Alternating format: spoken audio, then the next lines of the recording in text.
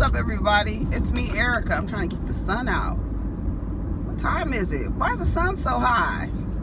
Dang. How are you guys doing this morning? Ooh. Girl. We're going to be talking about Love and Hip Hop Atlanta.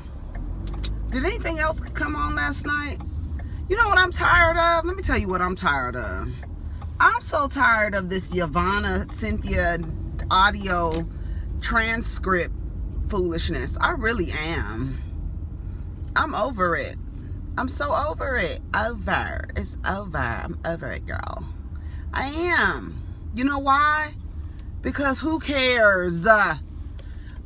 This is my thing. Okay, here it is. If Yvonne was recording Cynthia, have you ever talked trash about Nene? Okay, well then there's no tape. Period. Okay, I solved the problem for everybody. So, let's talk about it. What else is going on? Let me see. The Insecure video is up. If you haven't watched it, go watch it. Oh, I did watch another episode of Black AF last night. And I can say that I can see that a lot of us don't need to watch it, but I can see what Kenya is doing. I can see what he's doing, and some people should watch it. Some of us should watch it, but you can tell that it is not for us, if that makes sense. It is, you know, they talked about Juneteenth. They talked about adultification of children and how black girls and children are adultified, and you know that's why they're tried as adults and things. And it's comedy mixed with historical facts, new language, mixed with him being like a, what is he, like a Gen Xer, right? And they're, you know, and him trying to get along with his kids, and then he's dry, and I can see what he's doing, because the oldest daughter who's going around filming everybody is really being like a narrator when it comes time to talk about historical facts and things that black people have to go through in this country. And to me, I feel like when I see this image of this family, right, and the way that they look, you might not think that, you know, like Rashida Jones is funny, right? But you might not look at her and think that she's black, is right? And then, but you can still look like this family and still be black as, you know what I'm saying?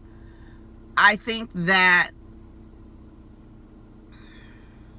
that's how I feel about it. So I'm gonna watch it. Like I said, the kids could be better, but you know, they're kids. This is probably their first shows or whatever. And then like the chemistry between him and the children, right? That probably is something that needs to be cultivated a little more from that perspective.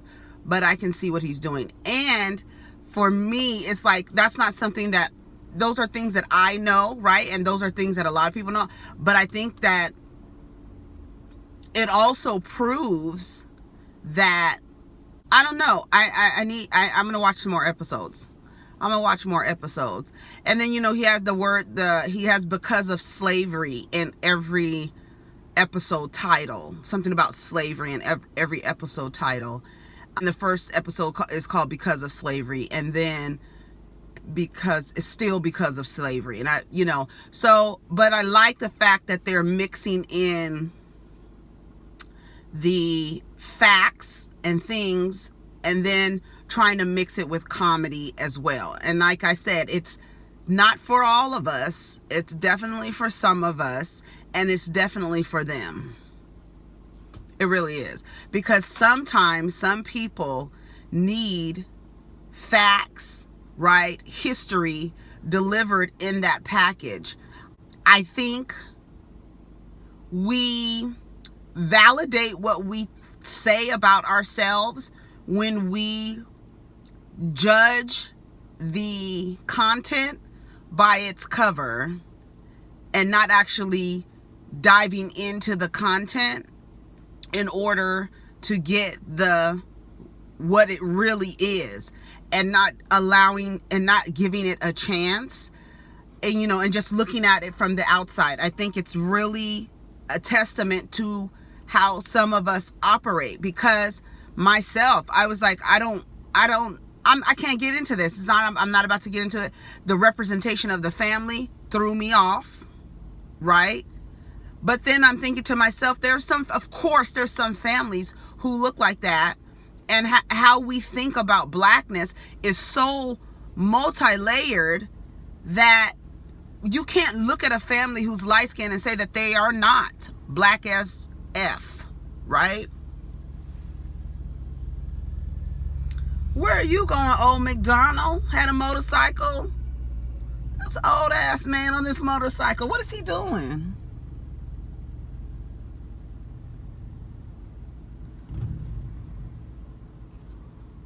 Why people in Latinx people love boots. They love cowboy boots. They really do. They really do. They really be like sporting cowboy boots. Like, he has on cowboy boots. It's 7 o'clock in the morning. What are you doing with cowboy boots on? You need to have on slides like me. You know what I'm saying? But anyways, so I'm going to continue to watch Black AF because I think that some people need to watch it. And I think that some of us need to watch it. But you can tell it is not for us. But it is. But for some of us. You understand what I'm saying? So I'm glad that I'm in the middle of the 3rd episode, and I'm like, okay, good. And somebody online was like, episode 5 and 6 is really good. Yeah, episode 5 and 6 are amazing. So we'll see. I'll come back and give you another update.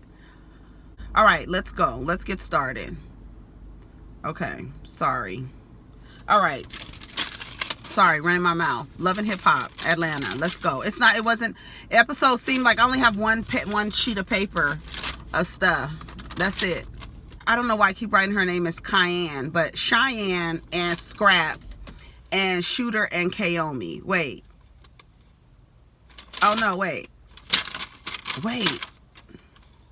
How did that? Oh, they start off where they left off because they ended the show. So I was like, wait a minute. Why do I have this at the beginning? Because they ended the show too. They started the show and ended the show.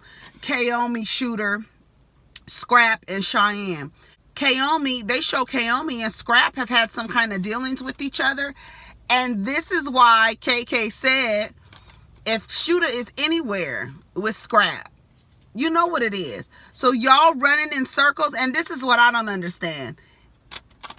Y'all need to get out. Y'all need to expand how is this girl affiliated with two?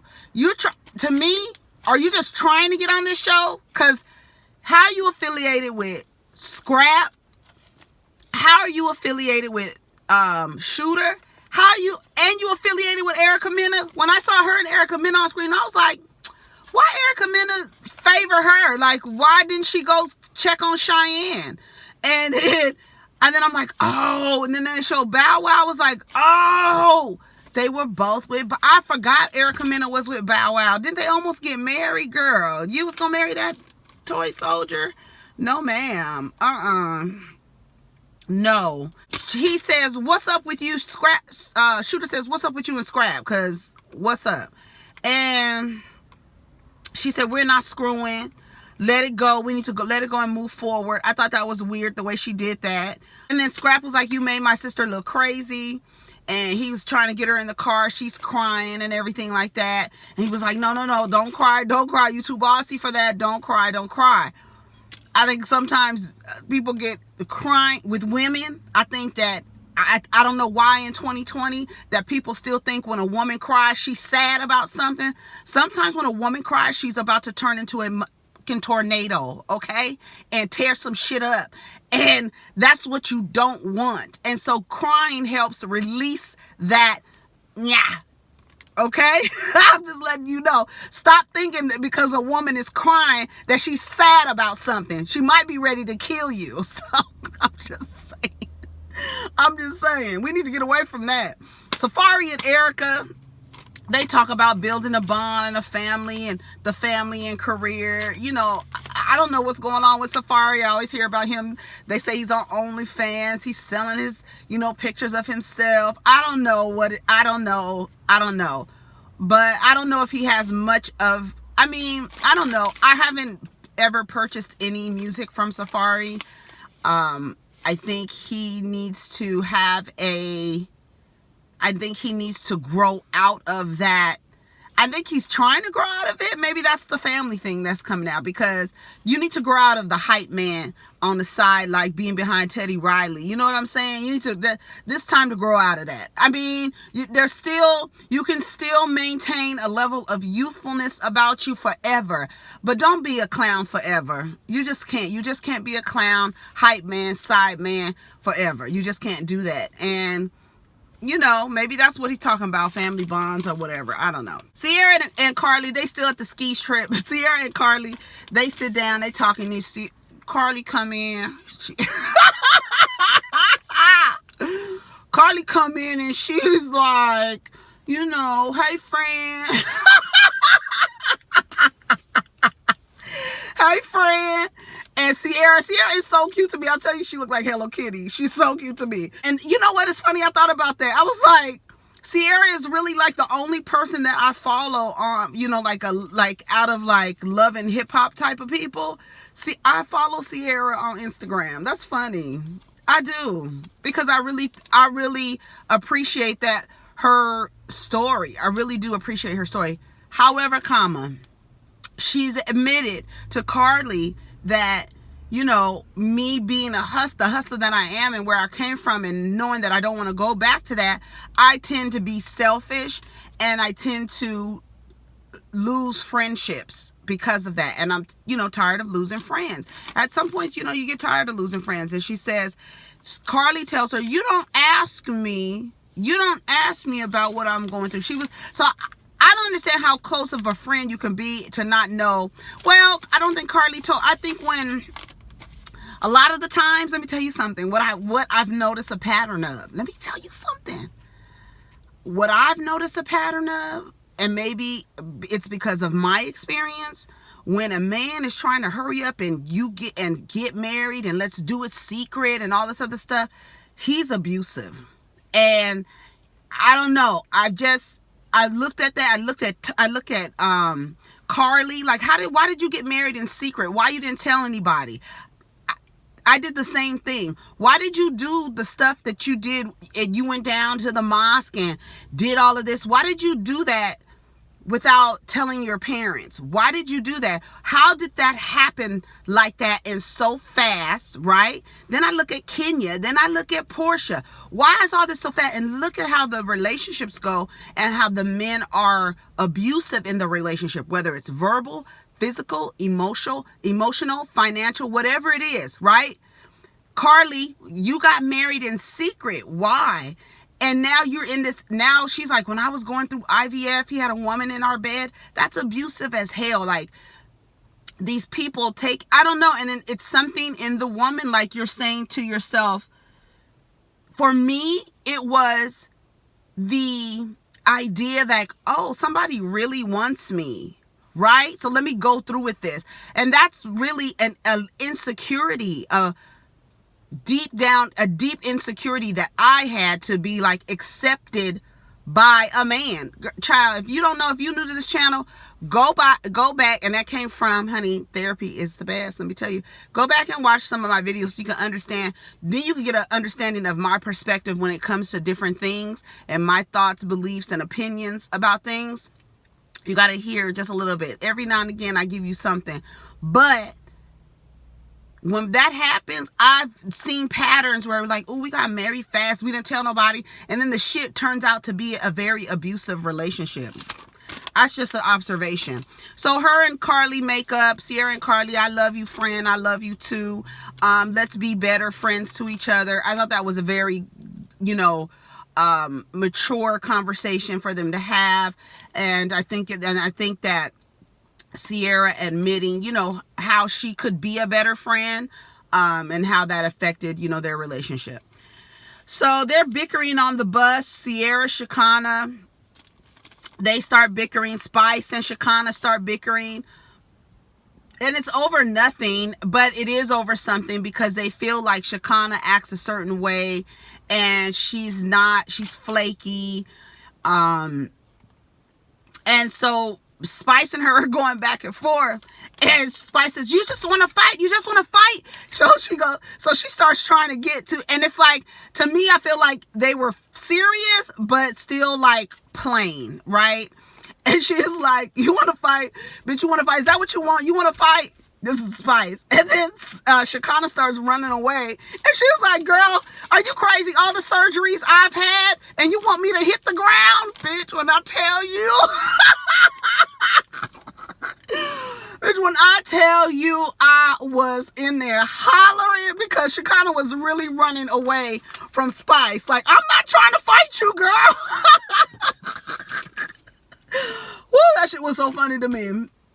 And then Shekinah fell where she was in the skis. They was doing their ski lessons.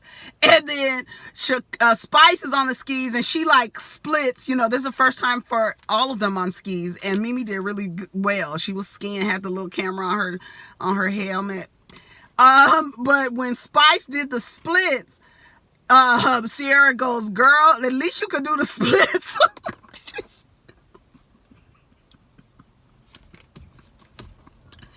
Bitch, I was so tickled. She said, girl, at least you could do the splits. My ass would have broke.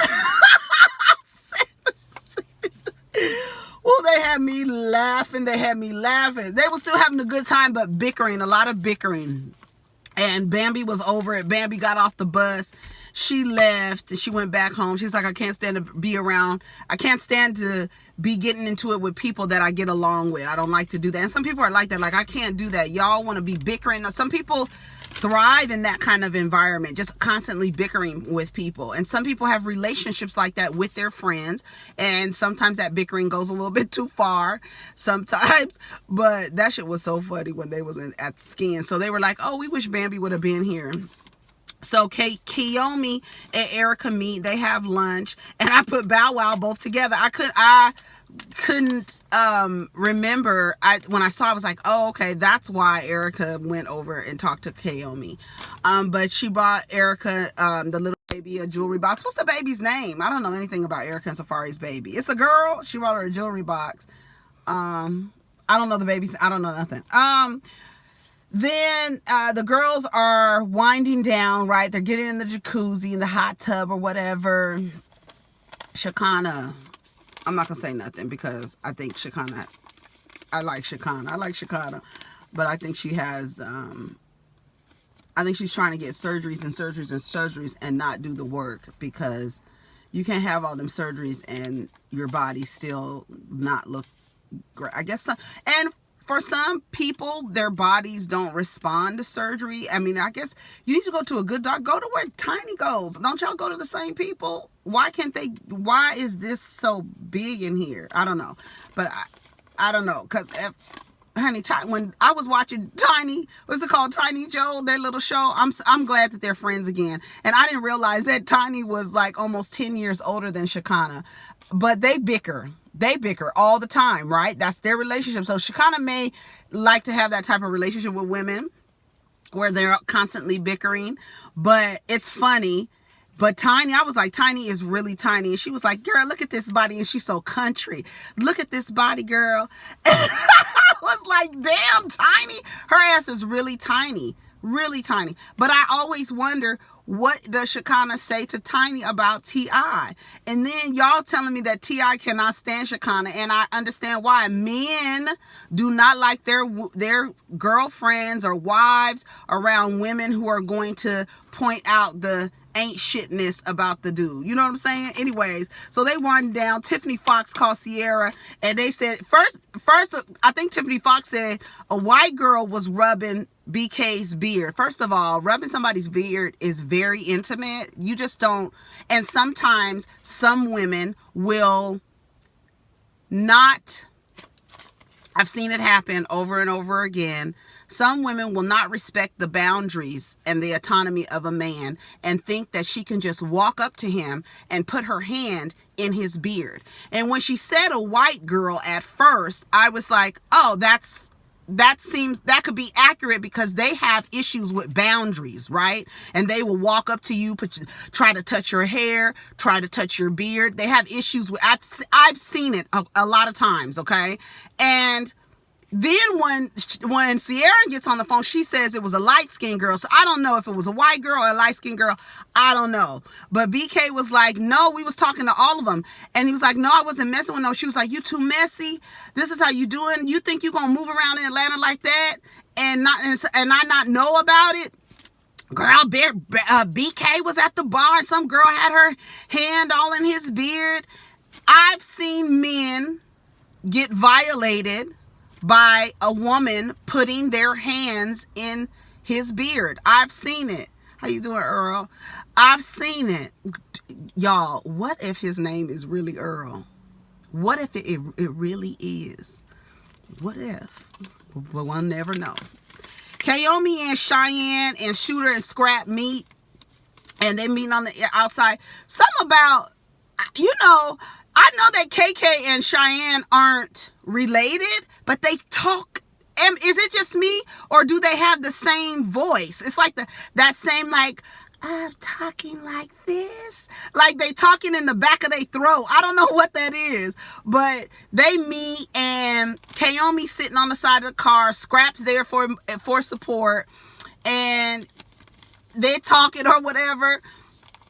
And then Kayomi said, Cheyenne, in Cheyenne's interview, it was funny because, they're doing their own interviews, and she hyped herself up and started laughing when she said, and why was you coming out of Scrap's apartment with an overnight bag? And she like pumped herself up. She started laughing. That was funny to me because it's like you couldn't help it. Like, girl, you caught now. So she asked Scrap, did we do anything? He's like, I don't have nothing to do with this. So now the way you talking crazy like that, and you be around men who ain't shit.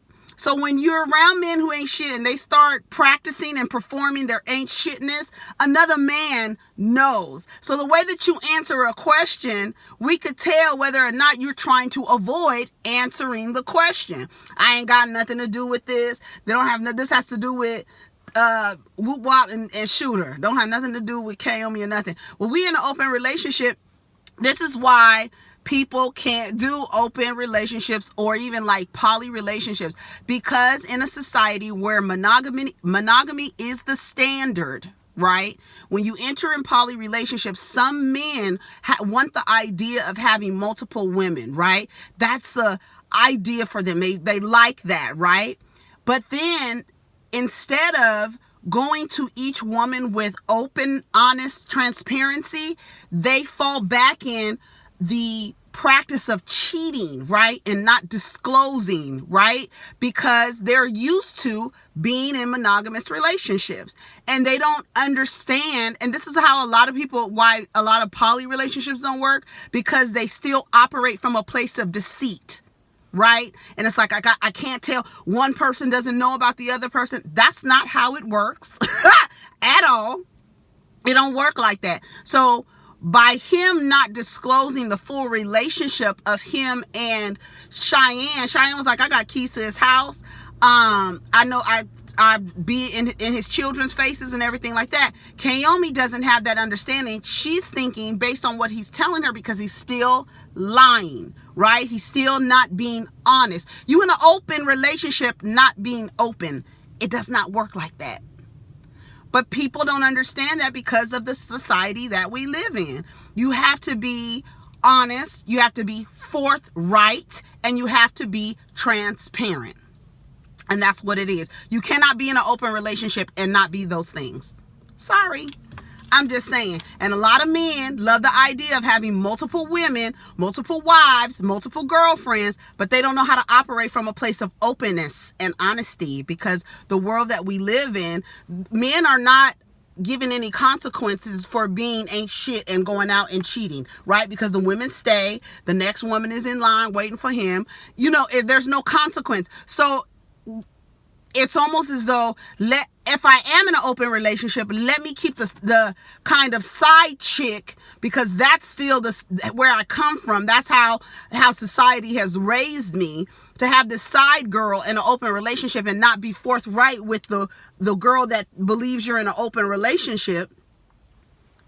And now you got two women like, okay, well, you're supposed to be in an open relationship. Why I don't know that she's in your children's face? Why I don't know that she has a key to your house? Because I have a key to your house too. Because what if we show up at the same fucking time? Like, what's wrong with you? But they don't understand that. And that's how the story ends or whatever. They start trying to fight each other or whatever. And we're going to see how this story with Kaomi and and Scrap, how that develops. All right, y'all, take it easy. Take care of each other. Take it easy. Take care of each other. Protect your energy. And we'll get down in the comments. Peace.